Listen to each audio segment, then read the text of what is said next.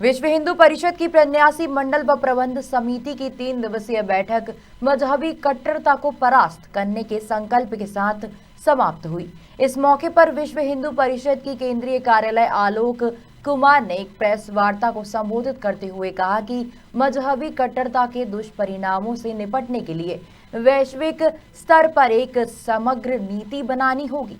साथ ही इस कट्टरता का बौद्धिक, समाज व राजनीतिक स्तर पर मुकाबला करना आवश्यक है। आक्रमण होगा तो आत्मरक्षा के अधिकार का उपयोग करके बराबर का मुकाबला करें। हमने इसलिए पूरे देश में अभियान चलाया है 21 से 31 दिसंबर तक, और ये 10 दिन हमें इसलिए महत्वपूर्ण लगते हैं कि इन्हीं 10 दिनों में स्वामी श्रद्धानंद जी का बलिदान दिवस आता है, जब एक मतांध मुसलमान ने उनकी हत्या कर दी थी क्योंकि वो शुद्धि का काम करते थे। और इसी 21 से 31 के बीच में 27 तारीख को दोनों साहबजादों को दीवार में चिनवाया हो वीर बाल दिवस भी आता है। 26 उस तरह की घटनाओं को दोहराने की अनुमति नहीं दी जा सकती सभ्य समाज में। तो हमने इसको वैचारिक रूप पे लड़ा, इसको फिजिकली लड़ा, इसको सोशली लड़ेंगे। और हमको बड़ा संतोष है कि पिछले वर्षों तक हमारे प्रयत्नों से साल भर में लगभग 10,000 लोग वापिस अपने घर लौट कर आते थे मुसलमान ईसाइयों में से। हमने जो प्रयास बढ़ाए हैं, इसलिए हमें संतोष है कि इस बार जुलाई से दिसंबर की जो रिपोर्ट आई है उसमें 23,000 लोग वापस आए। आने वाले दिनों में हम इस पर फोकस करेंगे, अपने लोगों को वहां जाने से रोकेंगे, धर्म परिवर्तन से रोकेंगे, लौटा कर लाने का आग्रह करेंगे। और ये जो एक डेमोग्राफिक इम्बैलेंस हो रहा है, जनसंख्या का असंतुलन हो रहा है, इसका भी संतुलन प्राप्त करेंगे।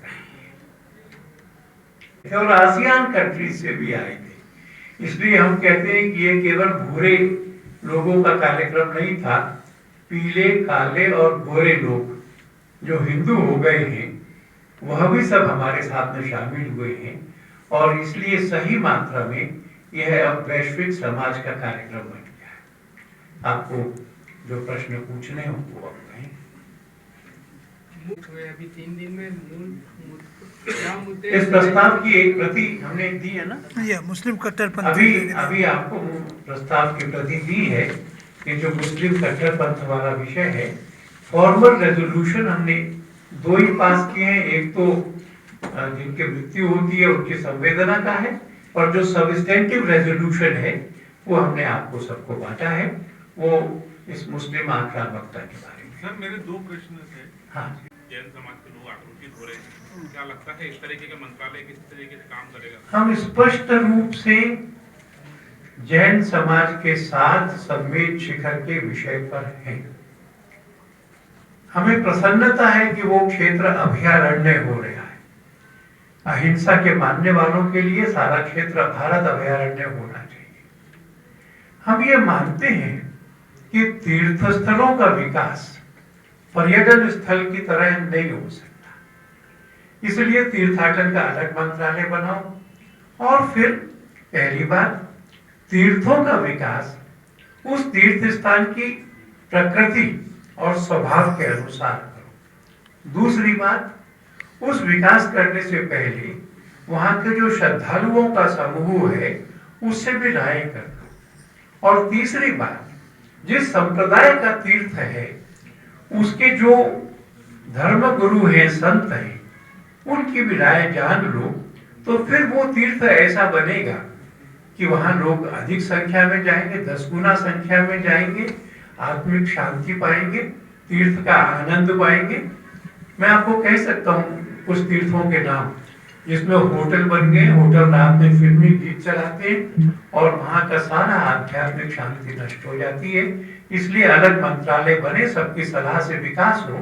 और संवेद शिखर के मामले में हमने कल वक्तव्य भी दिया, वीडियो भी दिया है। हम जैन समाज की चिंताओं से सहमत हैं। धार्मिक कट्टरता भी जाता है तो क्या विश्व हिंदू परिषद इस तरह के कोई प्रकल्प नहीं चला सकती, खासकर गरीबों के लिए जो इस मतांतरण आपको जानकर संतोष होगा कि विश्व हिंदू परिषद सेवा के बहुत बड़े काम चलाती है और हमारी जो सहयोगी संस्थाएं हैं, कल्याण आश्रम वगैरह, अगर हम उनके सेवा कार्यों को जोड़ लें तो हम ईसाई मिशनरियों से ज्यादा सेवा करते हैं, पर जितनी करते हैं हम उससे संतुष्ट नहीं हैं। हमको लगता है कि जो अर्बन स्लम्स हैं उसमें हमारे सेवा के काम बढ़ने चाहिए। ये केवल इमोशनल नहीं होना चाहिए, शिक्षा के बारे में, स्वास्थ्य के बारे में, कौशल के बारे में और उनके अपने रोजगार के बारे में, नौकरी नहीं कहना, इन चारों चीजों के बारे में वो समाज आगे आए। इसके लिए जो सरकार की योजनाएं हैं उनका लाभ उस समाज तक पहुंचे, इसके लिए पुल बनकर काम करना, इसको भी हम फैलाना चाहते हैं। और सेवा और प्रेम के अलावा कोई विकल्प नहीं है।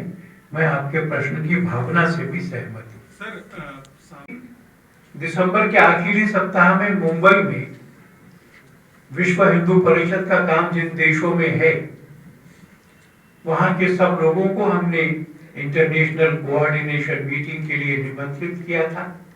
ICM हम उसको कहते हैं। 30 देशों में हमारा काम है, 24 देशों के लोग उसमें आए थे और पूरे विश्व में 200 देशों में भारतीय हैं। जहां हिंदू है वहां विश्व हिंदू परिषद हो, ऐसा हमने विचार और योजना किए।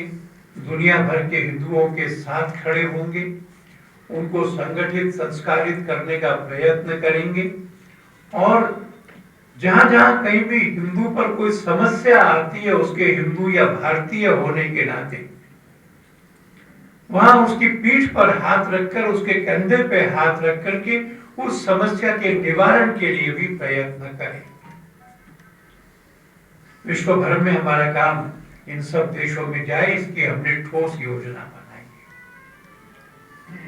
थोड़ा हमने अपने घर की ओर भी देखा है। हमारे परिवारों के बच्चे, स्कूली बच्चे भी ये संस्कारवान हो, इनको रामायण की, महाभारत की कहानियां मालूम हो, अपने इतिहास, संस्कृति और परंपरा इस पे गौरव कर सकें, ऐसे गीत उनको याद हों, ऐसे खेल वो खेलें जिसमें ये सब होता। और इसके लिए हमने बालवाड़ियां, विकास केंद्र, साप्ताहिक सत्संग, जहां पे बच्चे सप्ताह में एक बार आए, कहीं कहीं रोज आए, इस तरह की कथाओं को सुने, इस तरह के गीतों को गाएं, इस तरह के खेलों को खेलें और अपनी संस्कृति पर, अपनी परंपरा पर, अपने हिंदुत्व पर वो गौरव से जिए। इसके लिए भी हम अपने प्रयत्नों को बढ़ाएंगे। अभी भी हम स्कूलों में रामायण की परीक्षा करते हैं, उनको पढ़ाते हैं और परीक्षा करते हैं, संस्कृत की परीक्षा करते हैं, भारतीय संस्कृति की परीक्षा करते हैं और गाय के बारे में एक पाठ्यक्रम बनाते हैं। लगभग 10 लाख विद्यार्थी परीक्षाओं में, स्कूलों में से शामिल होते हैं, पर यह संख्या हमारे लिए संतोषजनक नहीं है। संस्कारों की भी एक बड़ी योजना हम करें। तो ये 3 बातें, मुस्लिम एग्रेशन का सामना और घर वापसी के अभियान को तेज करना,